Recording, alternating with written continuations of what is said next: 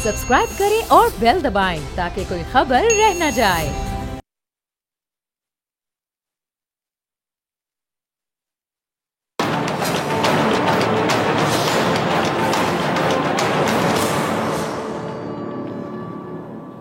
अस्सलाम वालेकुम नाजरीन, मैं हूं डॉक्टर फ़िज़ा अकबर खान और मैं हूं पाकिस्तान और आप देख रहे हैं पाकिस्तान के सबसे बड़े न्यूज़ चैनल का नंबर 1 प्रोग्राम ऐसे नहीं चलेगा।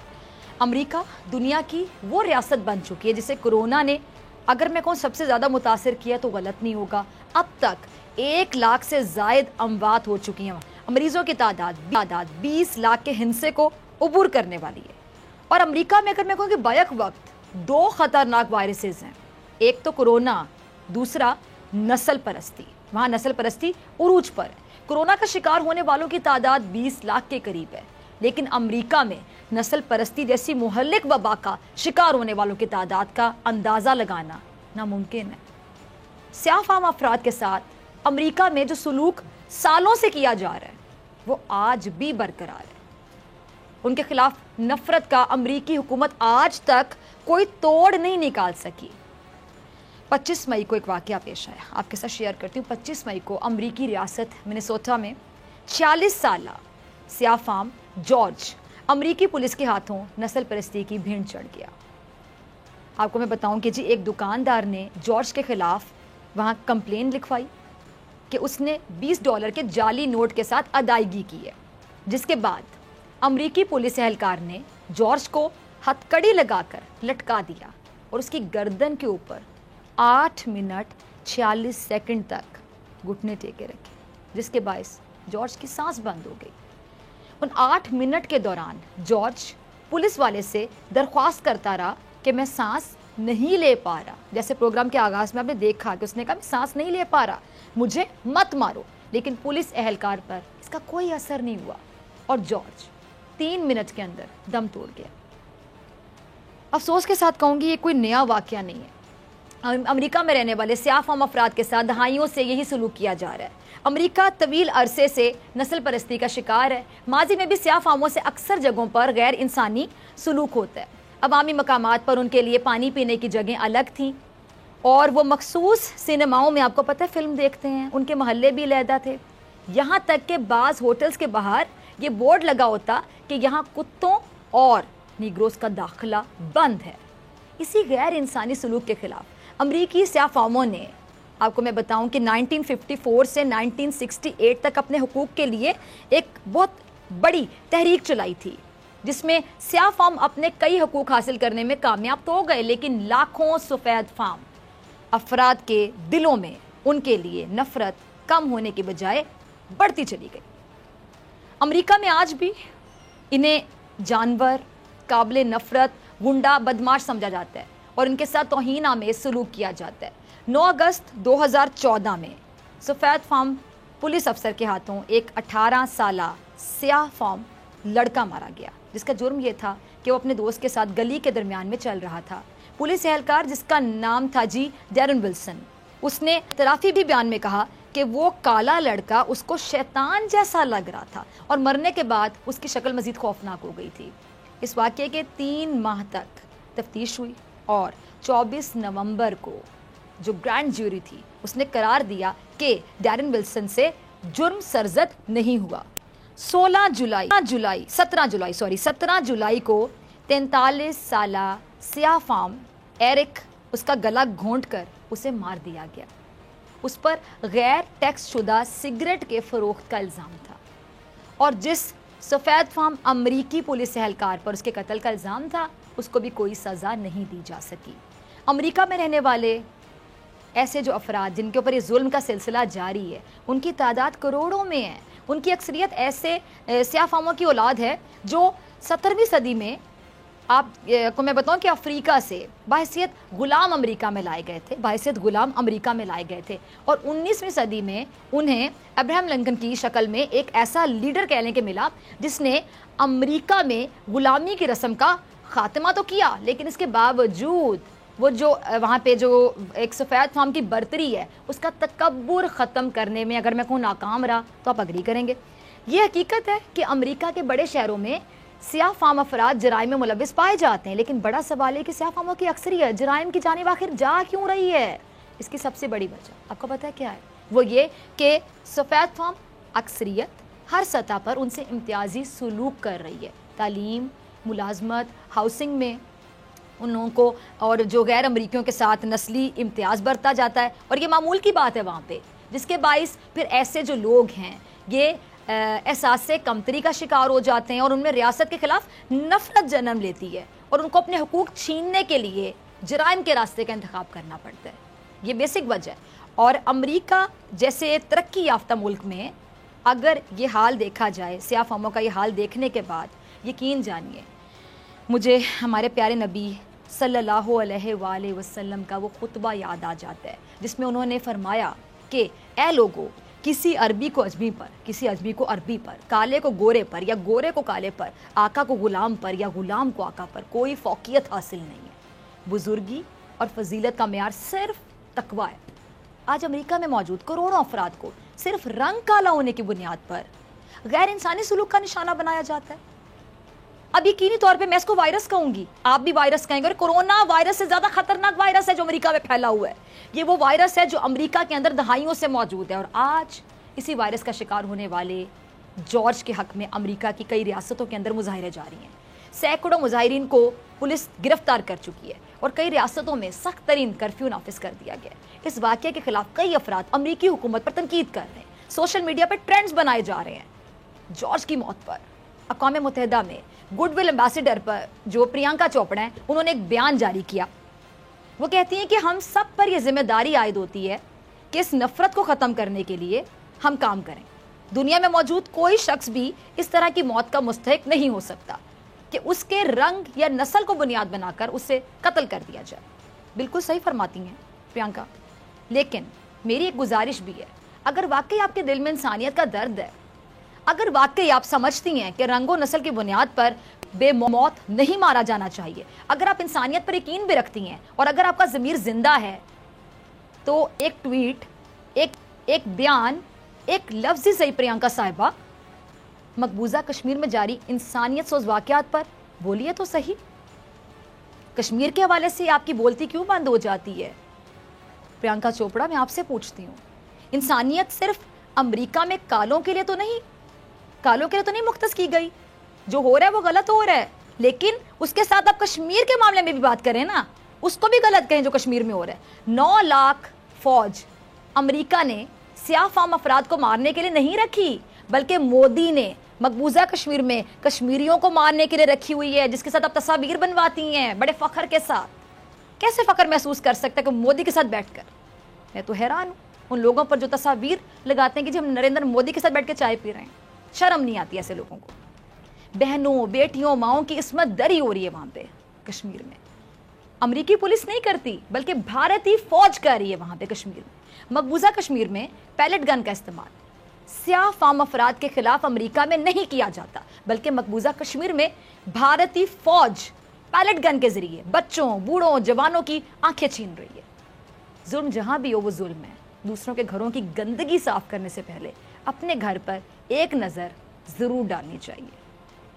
प्रियंका चोपड़ा साहिबा, अपनी आंखों पर से बेहिसी का पर्दा उतारिए और एक नज़र मकबूजा कश्मीर पर भी डालिए। उस हवाले से भी कोई ट्वीट कीजिए, लेकिन वहाँ आपकी बोलती बंद हो जाएगी।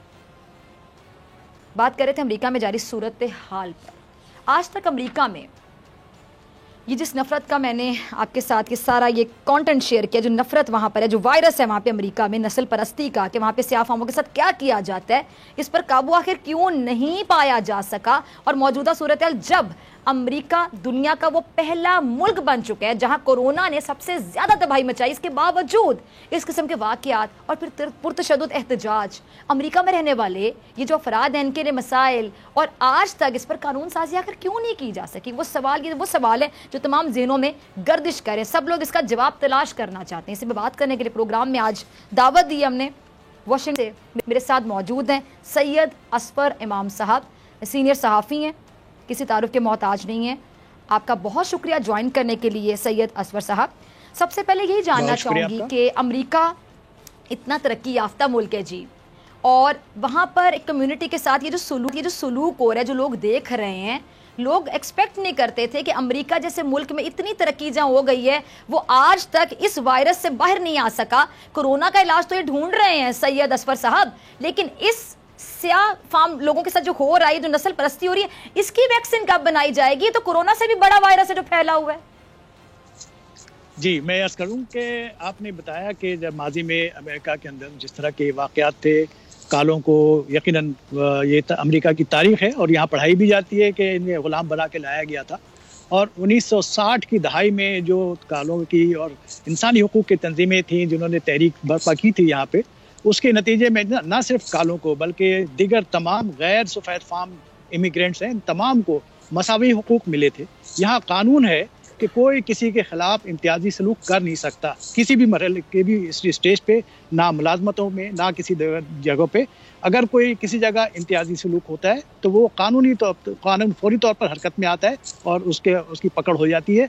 बल्कि मैं तो यहाँ तक कहूँगा कि कई जगहों पे मैंने ये देखा है कि इस कानून का बेजा इस्तेमाल भी होता है। बहुत सारे लोग, मैं अपना वाक़या बताऊँ कि मेरे साथ ऐसा हुआ कि एक स्याह फार्म शख्स ने मुझे धमकी दी कि तुम मुझे गलत अंदाज से देख रहे हो, मैं तुम्हारे खिलाफ ये जो इनका कानून है उस कानून के तहत तुम्हारे खिलाफ कार्रवाई कर सकता हूँ। तो ये इस तरह के बात इस वक्त नहीं है, जो मैं आपकी इस बात से इत्तफाक नहीं करूँगा कि इस वक्त बिल्कुल इम्तियाजी सलूक की सूरत हाल नहीं है, लेकिन पुलिस गर्दी का एक मामला है। और इसमें मैं थोड़ा सा वजाहत करना चाहूँगा कि यहाँ पे अमेरिका में पुलिस का सिस्टम क्या है। यहाँ पे जो पुलिस का लोकल सिस्टम होता है, सिटी हुकूमतों के मातहत पुलिस का निज़ाम होता है। और दूसरी बात यह है कि पुलिस के अंदर एक अपना यूनियन का निज़ाम भी होता है। अगर पुलिस को कोई कार्रवाई करती है और वहाँ पुलिस का अपना मौक़िफ़ यह है कि जब वो कार्रवाई करते हैं तो उन्हें सबसे पहले सेफ्टी फर्स्ट देखनी होती है कि उन्हें कार्रवाई के दौरान जो जराइम पेशा अफराद की जवाबी कार्रवाई के नतीजे में उनकी अमवात होती है और बेतहाशा पुलिस अफसरान के यहाँ अमवात भी होती हैं। तो लिहाजा इस तरह के वाक़यात होते हैं और माजी में भी ऐसे वाक़यात हुए हैं जिसके बाद इसी तरह के एहतजाजी लहरें उठी हैं और पुलिस के खिलाफ कार्रवाई भी हुई है, मुकदमात दर्ज हुए हैं। लेकिन आपकी बात बिल्कुल ठीक है कि तकरीबन तमाम मुकदमात जो बाद में अदालतों में पेश हुए, अदालतों से वो पुलिस अफसरान रिहा हो गए। यही वजह है कि इस वक्त जो मुजाहरे कर रहे हैं लोग, और फिर मैं ये भी वाज़ेह तौर पर बता दूं कि इन मुजाहरों के दरमियान सिर्फ काले मुजाहरे नहीं कर रहे, इसमें तमाम रंग और नस्ल से बालातर होकर गोरे, काले और दीगर कम्युनिटीज़ के तमाम लोग, मैं खुद इस वक्त भी अभी कुछ देर पहले वाशिंगटन में मुजाहरों के देख करके आ रहा हूँ। यहाँ मुजाहरे में तमाम ग्रुप के लोग मौजूद हैं और एहतजाज कर रहे हैं और वो पुलिस के निज़ाम में इस्लाह की बात कर रहे हैं। लेकिन इस वक्त बदकिस्मती से जिस तरह की अमेरिका में हुकूमत है, सदर ट्रम्प जो है उसको जी ठीक है असफर साहब, ये आपने बड़ा एक अहम पॉइंट रेज किया। मैं आपकी बात को काटना नहीं चाह रही थी, इंटरप्ट नहीं करना चाह रही थी। मैं चाह रही थी आप पूरा डिस्कशन कर लें, फिर मैं अगला सवाल पूछती हूँ। एक तो ट्रम्प का आपने नाम ले दिया, मैं यही बात करने जा रही थी कि जब वो खुद इस तरह की नस्ल परस्ती वाली बातें करता है, इस तरह की हरकत करता है, प्रैक्टिकल उसकी बातों में इतना तकब्बुर झलकता है, तो फिर बाकी लोग क्या लेसन लेंगे? और दूसरी बात ये कि जो गवर्नमेंट है वहाँ पे, गवर्नमेंट कैसी है? क्योंकि हम देखते हैं कि पाकिस्तान में हम अक्सर बैठ के तनकीद करते हैं, हम खुलकर बात करते हैं कि जी जब गवर्नमेंट की गलती होती है, हमारा मीडिया आज़ाद है, हम खुलकर कहते हैं यहाँ पे गवर्नमेंट की गलती है, इसकी नाअहली है, उसकी नाअहली है, पुलिस को हम कह देते हैं, हम हर डिपार्टमेंट के बारे में खुलकर बात करते हैं, हर इदारे के बारे में बात करते हैं। वहाँ के मीडिया के हवाले से बताइए कि वहाँ का मीडिया इन चीज़ों को कितना हाईलाइट करता है या मीडिया कंट्रोल किया जाता है ट्रम्प की जानिब से, गवर्नमेंट की जानिब से? ज़रा ये भी क्लियर कीजिएगा। और दूसरी बात, आप कह रहे हैं इम्तियाजी सलूक उस तरह नहीं किया जाता। सर, हमारे पास तो ये खबरें आ रही हैं कि तालीम में, मुलाजमत में अभी भी रंग देखकर, नस्ल देखकर उनको जॉब्स अच्छी दी जाती हैं और इनको जो ये जुर्म करते हैं, जराइम पेशा जो एक्टिविटीज़ करते हैं, वो इसीलिए करते हैं कि उनके पास कुछ होता नहीं, तो फिर वो जराइम की तरफ चले जाते हैं, जो कि गलत है, नहीं जाना चाहिए। नहीं, ऐसा मैं इसकी भी वजाहत करूँ। थोड़ा सा मैं यहाँ पे बहुत अरसे से रह रहा हूँ और मैं जर्नलिज्म से वाबस्ता हूँ, रिपोर्टिंग करता हूँ, हर कम्युनिटी में मेरा आना जाना होता है। देखिए, यहाँ पे जो कालों का मसला है कि वो उनके अंदर तालीम का रुझान नहीं है। जब वो पढ़ते नहीं है, स्टडी नहीं करते हैं, देखिए हाई स्कूल तक यहाँ एजुकेशन फ्री है, लेकिन वो हाई स्कूल तक जाते ही नहीं है, हाई स्कूल से पहले ड्रॉप करते हैं। और जब वो पढ़ेंगे नहीं तो फिर उनको अच्छी मुलाजमतें कहाँ से मुलाजमतें? ये देखो मार्केट है। मैं पाकिस्तान से यहाँ आया हूँ, मैं यहाँ पे अल्लाह का शुक्र है मैं बिल्कुल सेट हूँ, पैदा नहीं हुआ तो मेरे लिए क्या मेरी क्या लॉबी थी यहाँ पे, या मेरी कोई रिश्तेदारी थी यहाँ, या कोई मेरे साथ सपोर्ट थी? इसी तरह दुनिया के दीगर ममालिक से, इंडिया से, बांग्लादेश से और मुख्तलिफ ममालिक से लोग आते हैं और कुछ ही अरसों में ये अपना अपना मुकाम बनाते हैं और यहाँ की जो गोरी कम्युनिटी है उससे ज्यादा फाइनेंशियल पोजीशन बेहतर होती है। खुद पाकिस्तानी कम्युनिटी की यहाँ पे गोरी कम्युनिटी से ज्यादा अच्छी फाइनेंशियल पोजीशन है। यह एक ऐसी कम्युनिटी है जिसके अंदर लॉ अबेंडिंग कम्युनिटी की तस्वर की जाती है और इनकी फाइनेंशियल, क्योंकि ये तकरीबन 15% डॉक्टर्स अमेरिका में वो पाकिस्तानी डॉक्टर्स हैं, तो इनकी फाइनेंशियल पोजीशन बहुत अच्छी है। ये डोनेशन देते हैं इसमें सियासी जमातों को मुख्तलिफ जगहों पे।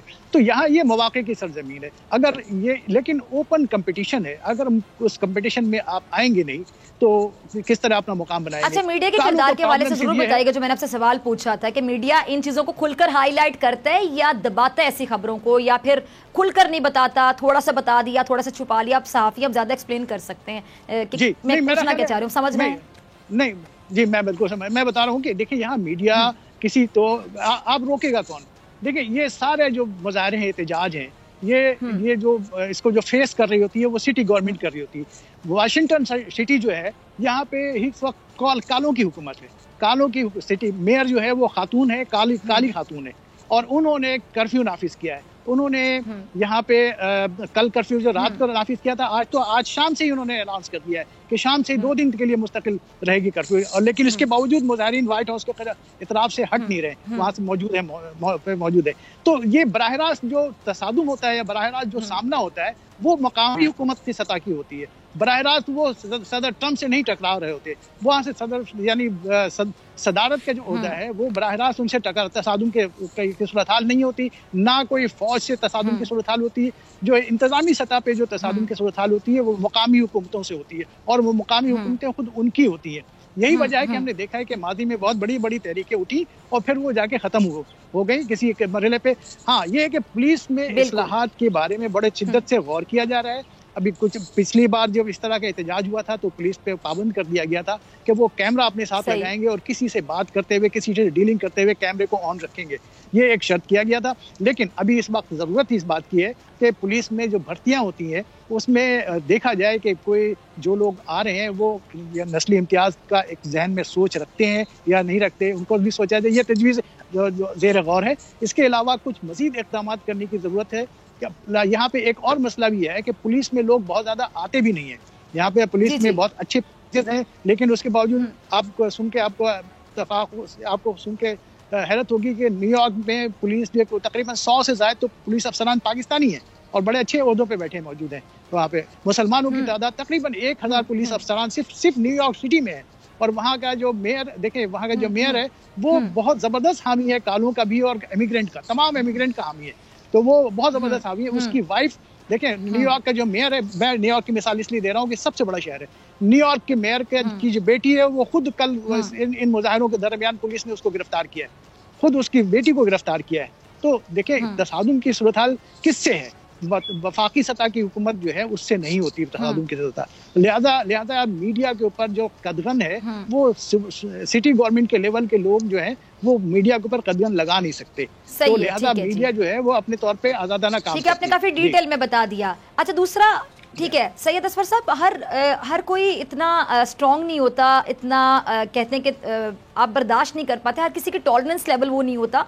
ये भी तो हो सकता है कि उन लोगों के साथ इतना इम्तियाजी सुलूक बरता जाता रहा जिसको आप डिनाई नहीं कर सकते, आप ये नहीं कह सकते नहीं किया जाता रहा। चलिए, अब आप कहते हैं कि किसी हद तक हालात बेहतर है, लेकिन यहाँ हो रहा है, आपने जैसा मेयर को मेंशन किया कि मीडिया भी बिल्कुल आपको सही नजर आ रहा है, सही में वहाँ गामजन है, वहाँ पे इंटरफेरेंस नहीं की जाती, किसी जानिब से खुलकर रिपोर्टिंग की जाती है। लेकिन जो माजी में होता रहा, जो अब तक हो रहा है नस्ल परस्ती के हवाले से, ये भी तो हो सकता है कि वो लोग इतने कॉम्प्लेक्स हो चुके हैं, कॉम्प्लेक्स टर्म को आप अच्छी तरह से समझते होंगे, कि वो स्कूल छोड़ देते हैं, वो तालीम हासिल नहीं करते हैं, उनके रंग पे उनको इतना टॉन्ट किया जाता है, तंज किया जाता है, जो गोरे बच्चे उनका मजाक उड़ाते हैं, कि बहुत से बच्चे होते हैं जो 16, 17, 18 साल की उम्र तक बहुत सेंसिटिव होते हैं, घर आके रोते हैं माँ बाप के सामने कि मेरा क्या कसूर है कि मेरा रंग काला है, कि वो बच्चे फिर घर बैठ जाते हैं, कहते हैं हमने तालीम भी हासिल नहीं करनी, हमने कुछ भी नहीं करना। इसका एक बैकग्राउंड है ना, अगर आप किसी साइकेट्रिस्ट से पूछें जो नफ्सियात को समझते हैं, बल्कि हम खुद भी थोड़ी बहुत नफ्सियात समझते हैं, सब इंसान है, तो ये भी तो बैकग्राउंड हो सकता है कि इसलिए वो स्कूल छोड़ देते हैं, आगे पढ़ते ही नहीं है। उसकी वजह भी सुलूक है ना जो हो रहा है।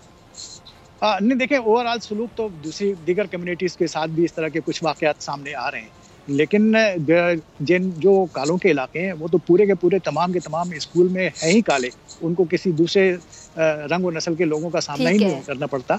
तो वहाँ पे किस तरह इस तरह मामला होगा। लेकिन ये बात आपकी बिल्कुल ठीक है कि एक सदियों से जो उनके साथ रवा लेकिन मुल्क में तो उनको सामना करना पड़ता है, वहाँ पे जहाँ वो रहते हैं वहाँ पे तो लोग उनके साथ ये हरकत करते हैं ना।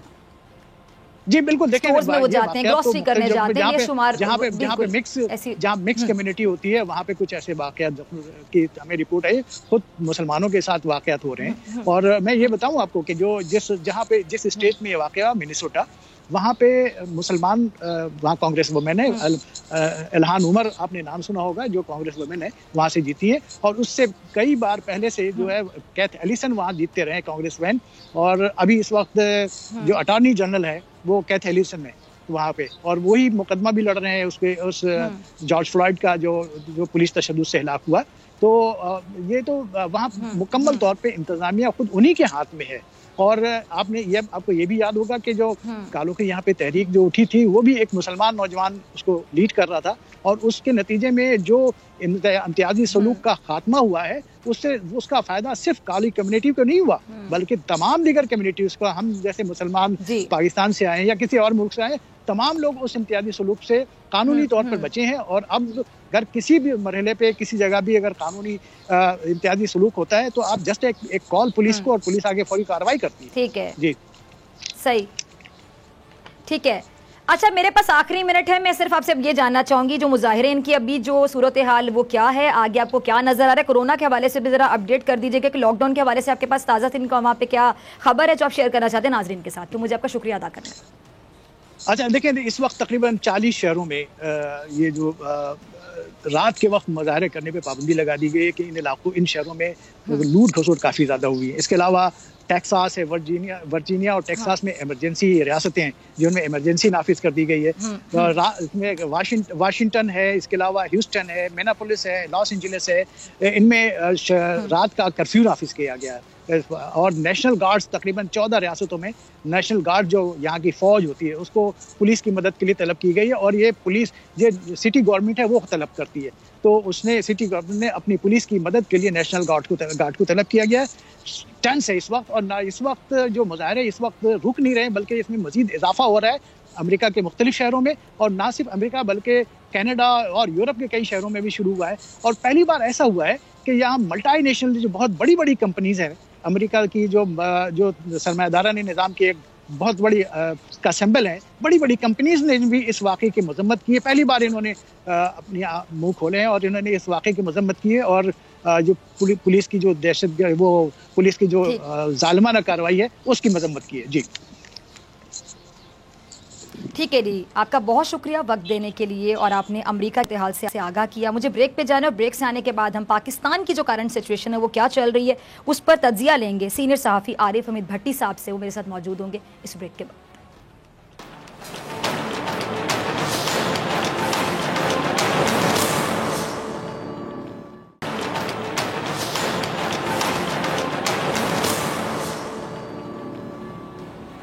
वेलकम बैक नाज़रीन, आप देख रहे हैं ऐसे नहीं चलेगा, मैं हूं आपके साथ डॉक्टर फिज़ा अकबर खान। मुल्क में कोरोना की सूरत हाल मज़ीद संगीन हो रही है।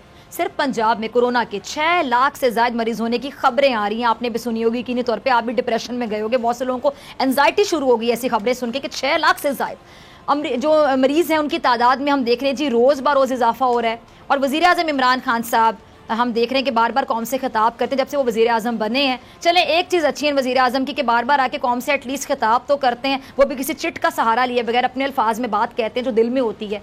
अब जो खिताब किया उसका क्लिप होगा, रज़ा ज़रा चला दीजिए। जितनी आवाम एहतियात करेगी हम बेहतर इसके साथ गुजारा कर सकेंगे। कम अज़ कम इस साल तो हमें गुजारा करना पड़ेगा इस वायरस के साथ। एक तरफ वायरस को रोकना है, दूसरी तरफ ये लोगों को जो भूख और अफलास और जो हालात थे इन घरों में उनको भी देखना है। जो मैं चाहता था हो तो वो इस तरह का लॉकडाउन नहीं था जो कि हो गया पाकिस्तान में। और हुआ क्यों? 18th अमेंडमेंट है, सूबों के पास इख्तियारात थे, वो सूबे खुद देख रहे थे, उनको प्रेशर था। हर जगह डॉक्टर्स एक चीज़ कहते थे, पैसे वाले लोग एक चीज़ कहते थे, और दूसरी तरफ एक नीचे से एक तबका था लेकिन जिसकी आवाज़ नहीं थी। कारोबार, कंस्ट्रक्शन, इसको मैं कभी ना रोकता। और उसकी वजह सिंपल ये है कि हमने ये बैलेंस करना। जी खान साहब क्या कहते हैं कि जी कोरोना के साथ इस साल तो गुजारा करना होगा, ऐसा कहना है जी खान साहब वज़ीर आज़म पाकिस्तान का। हुकूमत के इक़दामात इस सूरत हाल में कितने तसल्ली बख्श हैं और मुल्क की सियासी सूरत हाल, अपोजिशन का अहवाल और हुकूमत का रवैया, इन तमाम मौज़ूआत पर बात करने के लिए मेरे साथ मौजूद हैं मारूफ तज्ज़ियाकार, सीनियर सहाफ़ी, बहुत से लोग बड़ा पसंद करते हैं इनके स्टाइल को, इनके अंदाज़ को, बड़ा मुनफरिद अंदाज़ है। आरिफ उम्मीद भट्टी साहब मेरे साथ मौजूद है। भट्टी साहब वार्म वेलकम।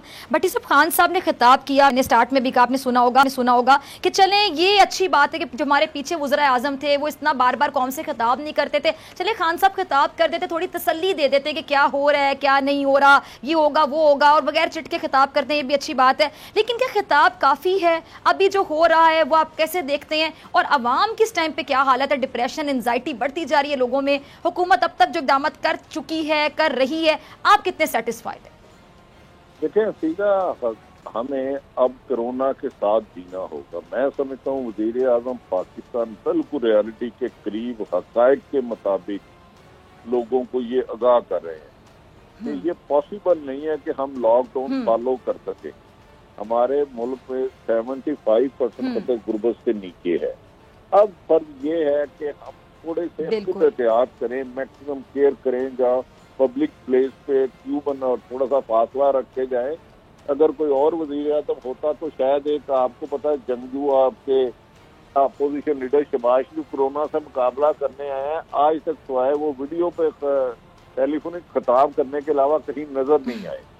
तो वज़ीर आज़म ये बात अच्छी है कि आगे लोगों को गुमराह करने की बजाय, झूठी तसल्ली देने की बजाय हक़ाइक़ बता रहे हैं और उनको ये थोड़ी तसल्ली तो देते हैं। बिल्कुल, तो कम से कम ये बता रहे हैं कि भाई इसके साथ हमने रहना है। और मैं लॉकडाउन मुकम्मल इसलिए नहीं कर सकता कि खुदा न खास्ता भूख की वजह से मुल्क में खाना जंगी हो सकती है, नारकी फैल सकती है। हमारे मुल्क में बहुत ज्यादा गुर्बत है। जो कोरोना से नहीं मरेगा भट्टी साहब, वो भूख से मर जाएगा।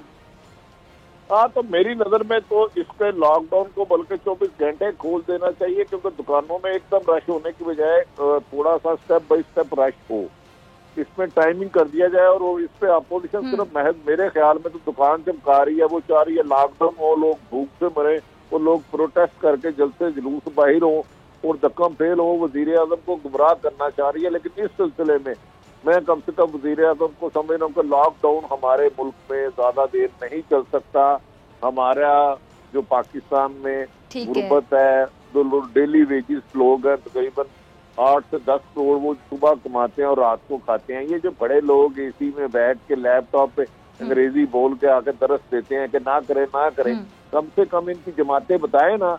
अगर इनका वोटर पर्ची हर घर में पहुंच सकती थी तो किस सियासी जमात ने थोड़ा सा किसी लोगों के लिए, आम लोगों को राशन पहुंचाया घर में? प्रैक्टिकली काम नहीं कर रहे और पॉइंट स्कोरिंग कर रहे हैं। तो इस कोरोना इशू पे मेरा ख्याल है किसी किस्म की पॉइंट स्कोरिंग नहीं होनी चाहिए। हमें उन भाइयों दोस्तों का ख्याल रखना चाहिए जो एक वक्त का खाना नहीं खा सकते, हमें उन्हें भूख से नहीं मारना। बिल्कुल ऐसा ही है। अच्छा भट्टी साहब, ये जो लाहौर में 6 लाख मरीजों का खदशा जाहिर किया जा रहा है, ये सुन के बहुत से लोग डिप्रेशन में चले गए, कुछ के हाथ पांव फूल गए। जाहिर बात है सब लोग परेशान हो जाते हैं कि हमारे शहर लाहौर में अगर इतने केसेस हैं तो फिर क्या हाल होगा। तो अगर ये हकीकत है भट्टी साहब, अगर वाकई हकीकत है, फिर इसका रिस्पॉन्सिबल कौन है, इसका जिम्मेदार कौन है? साथ अवाम भी जिम्मेदार होगी। जाहिर बात है अवाम का तो रवैया ऐसे आप देख रहे हैं कि अवाम कहती है जी कौन सा कोरोना कहाँ से है, तो फलां की साजिश। जब तक ये अवाम कोरोना के मरीज को अपनी आंखों से खुदा न खासा मरता नहीं देखी कि कहेंगे हम तो मानते ही नहीं है कि कोरोना भी एग्जिस्ट करता है। तो इसमें अवाम का कितना किरदार है कि वो सोशल डिस्टेंसिंग, ये जितनी एहतियाती तदाबीर के बार बार एड्स चल रहे हैं, बार बार बताया जा रहा है, आगाही मुहिम चलाई जा रही है, उनको कोई असर नहीं हो रहा। वो कह रहे हैं साजिश है, कोई कोरोना है ही नहीं। देखिए, ये जहल मुतलक लोग थे जो कह रहे थे हमने कोरोना का पेशेंट नहीं देखा, कोई ऐसा है नहीं है। अब तो अस्पतालों में अल्लाह रहम करे एडमिशन ही नहीं हो रहा, सरकारी अस्पताल कोरोना के पेशेंट ही नहीं ले रहे। मैं आपको यकीन से कह रहा हूँ कोरोना एक हकीकत है और आ चुकी है और बहुत बुरे तरीके से आ चुकी है। ये जो रिपोर्ट है 6 लाख समथिंग की, ये 15 मई की है। तो अब पाकिस्तान एक इन्होंने सर्वे किया था जिसमें कहीं 6% आया था, कहीं 14% आया था। असेसमेंट ये है कि 6 लाख लोगों को कोरोना हो सकता है। लाहौर में कोई ऐसा एरिया नहीं है कि जहां कोरोना के पेशेंट ना हो, उसकी रेशो कम या ज्यादा हो सकती है। इसका यही है कि जितनी हुकूमत मैक्सिमम हो सकती है अस्पतालों में अपनी पेशेंट की कैपेसिटी बढ़ाए और वहाँ डॉक्टरों को मुकम्मल इक्विपमेंट दिया जाए, और ताकि अगर कोई बीमार होते हैं, खुदा हजारों लोग अल्हम्दुलिल्लाह सेहतयाब भी हो रहे हैं। अब कोरोना से भागना नहीं, कोरोना को भगाना है, लेकिन उसमें एहतियात सबसे पहले अवाम की जरूरी है। अफसोस होता है कि जब दुकान पे एक आदमी के ऊपर आदमी चढ़ा होता है, थोड़ा सा हमें इंतजार करना होगा और इस कोरोना को समझना होगा। ये कोरोना मेरे लिए, मैं अगर हिफाजत एहतियात करता हूँ तो आपको भी सेफ करूंगा और खुद भी सेफ होऊंगा। मेरा ख्याल है लॉकडाउन का टाइम मजीद बढ़ा। अच्छा भट्टी साहब, वैसे आपने कितना एक गहरा पॉइंट रेज किया भट्टी साहब कि इस हुकूमत के लिए बड़ा चैलेंज है। हम दूसरे ममालिक की अगर बात करें तो मईशत में भी हमसे बेहतर है, वो ममालिक तरक्की याफ्ता ममालिक की लिस्ट में आते हैं, उन्होंने घुटने टेक दिए। उनकी क्या सिचुएशन है आपके सामने है। अब हमारे यहाँ हुकूमत पर डबल रिस्पॉन्सिबिलिटी है, एक तो ये कि कोरोना से लड़ना है, कोरोना से बचना है, दूसरा इस अवाम को बताना है कि अल्लाह के बंदों कोरोना एग्जिस्ट करता है। आज देखे ना, बड़ी अफसोस होता है जब पढ़े लिखे लोग आके कहते हैं ना कोरोना है ही नहीं है, ये झूठ है। तो मैंने एक दोस्त को कहा, भाई अगर आप कह रहे हो कि कोरोना नहीं है, आप पढ़े लिखे हो, तो मैं अस्पताल में इस वक्त इतने पेशेंट आप जाएगा तो उनकी तीमारदारी करें। नहीं मैं क्यों जाऊँ? तो मैं कह यार भाई, कोरोना की हकीकत को तस्लीम कर लो, ये अपोजिशन से गुमराह प्रोपेगेंडा में ना आए, और ये हुकूमत, पंजाब हुकूमत को थोड़ा सा एफर्ट। अच्छा भट्टी साहब, मेरे पास 2 से 3 मिनट हैं, फिर मुझे आपका शुक्रिया अदा करना है, ब्रेक पे जाना है, तीसरे सेगमेंट में तीसरे मेहमान होंगे। एक और सवाल मेरे ज़हन में वो पूछना चाह रही हूँ। फवाद चौधरी साहब ने वज़ीर आज़म साहब को खत लिखा है, आपको पता होगा कि नवाज शरीफ साहब की रिपोर्ट्स की तहकीकात की जाए। अच्छा, सिंपल सवाल ये कि उनको शक किस पर है भट्टी साहब? क्या आप ये समझते हैं कि नवाज शरीफ को बाहर भेजने में पंजाब हुकूमत मुलव्विस है? 1001% है। पंजाब हुकूमत की मिनिस्टर हेल्थ ने खुद कहा कि इनके हालात ठीक नहीं है, हम इधर इलाज नहीं कर सकते। वज़ीर आला पंजाब ने कहा इन्हीं के हुक्म पर इनको जेल में रखने की बजाय VIP प्रोटोकॉल देकर सर्विस अस्पताल में भेजा गया। तो ये मैं खुद कह रहा हूँ कि मैं 10 डॉक्टरों से मिला हूँ, किसी को नहीं था पता। प्लेटलेट्स की रिपोर्टें जाली थी, मुबैना तौर पर जाली थी, और एक गेम बना के फिजा बनाई गई कि लोगों को हमदर्दियां हासिल की जाए, और मेरा ख्याल है इमरान खान को गुमराह किया गया, और इसमें कुछ ताकतों ने मिलकर इमरान खान को बाहर भिजवाया। उनकी रिपोर्टें ठीक नहीं थी, ये मेरी अपनी दी गई एज ए रिपोर्टर इंफॉर्मेशन है। मैं 10 डॉक्टरों को पूछा हूँ, किसी एक को नहीं पता था कि नवाज शरीफ साहब की असल हालत क्या है। तो इसका मतलब है उसको मैनेज किया गया। फिर जहाँ रिपोर्ट तैयार हो, मैं खुद गया तो उन्होंने अंदर जाने नहीं दिया। उन्होंने कहा ये अचानक पर्ची आती है तो वो अनाउंस कर दिया जाता है 2000 प्लेटलेट्स है, 3000 प्लेटलेट्स है। तो मेरा ख्याल है फवाद चौधरी के इस बयान में पंजाब हुकूमत की इंक्वायरी होनी चाहिए कि इस साजिश में कौन कौन शामिल था। ठीक है जी भट्टी साहब, बहुत शुक्रिया आपके वक्त के लिए और आपके तज्जिए के लिए। ब्रेक पे जाने और ब्रेक से आने के बाद बात करेंगे बरतानिया के हवाले से कि वहाँ पर इस टाइम पे क्या सिचुएशन है, और वहाँ पे इस वक्त हमारे साथ मौजूद होंगे ब्रेक के बाद मीर इकराम साहब, जो वहाँ की करंट सिचुएशन से हमें आगाह करेंगे इस शॉर्ट ब्रेक के बाद।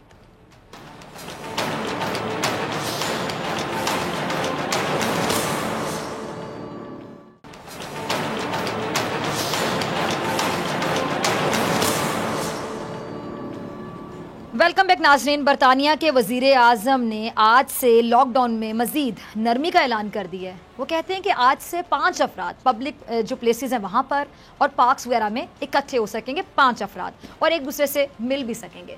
और उन्होंने आवाम से अपील भी की है कि लॉकडाउन में मजीद नरमी के बाद समाजी जिम्मेदारी आवाम पर मजीद बढ़ गई है, यानी आवाम पर अब ज़्यादा रिस्पॉन्सिबिलिटी है और वो इसका ख्याल रखें।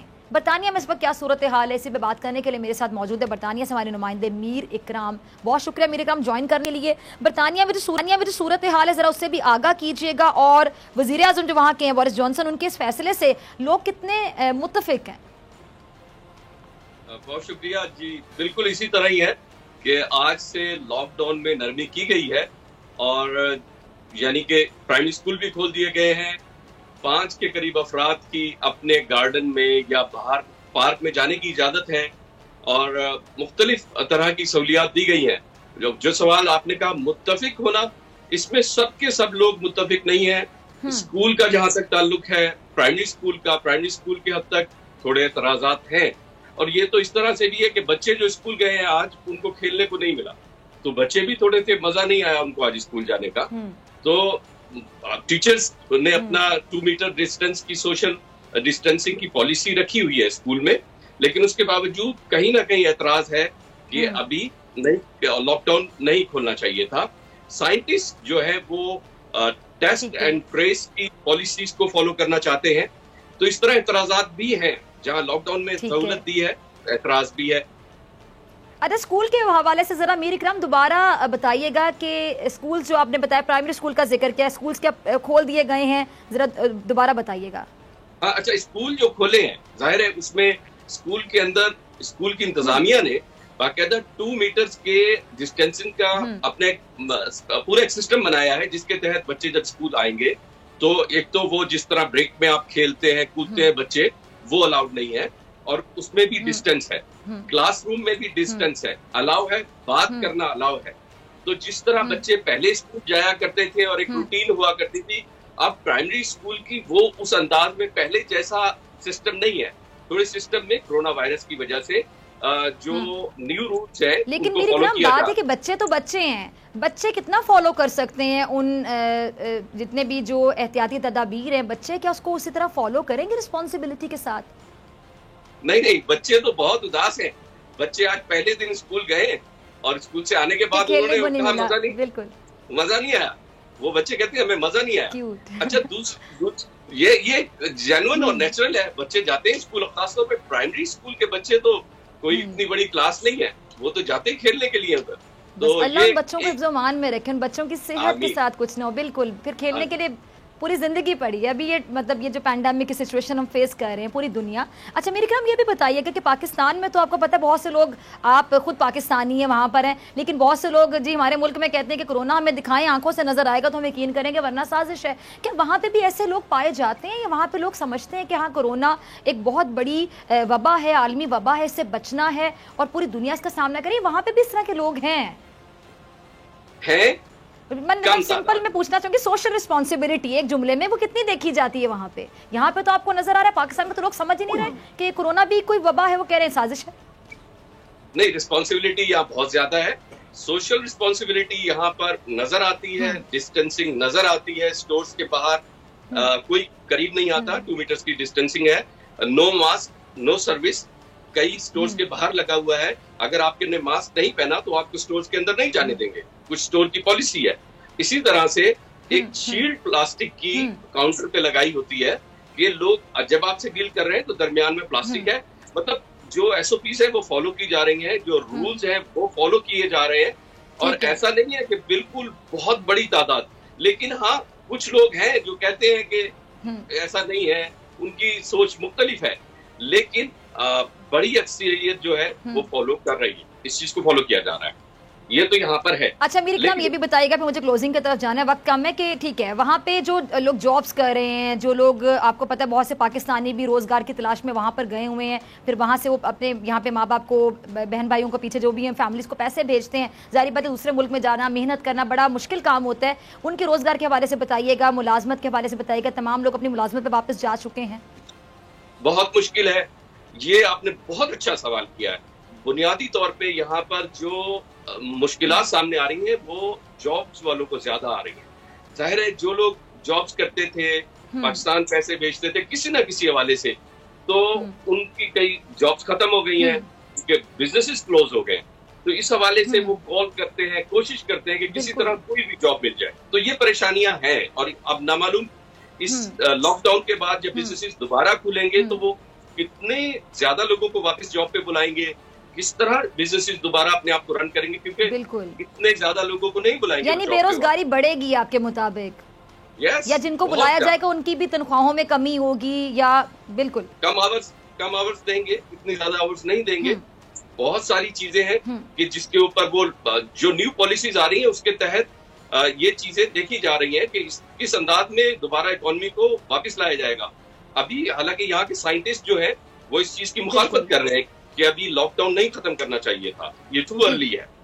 तो ये सारी चीजें सामने आ रही हैं। ठीक है जी, अब इसके साथ साथ चलिए प्रोग्राम का वक्त भी खत्म हो गया। मेरे इकराम बहुत शुक्रिया, आपने बरतानिया की सिचुएशन से आगाह कि आइंदा भी आपसे हम ये बात करते रहेंगे बरतानिया के हवाले से। इससे पहले हमारे साथ अमेरिका से भी सहाफ़ी मौजूद थे।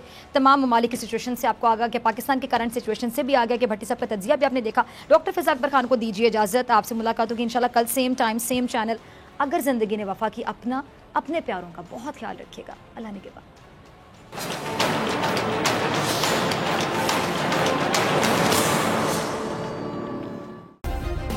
सब्सक्राइब करें और बेल दबाएं ताकि कोई खबर रह न जाए।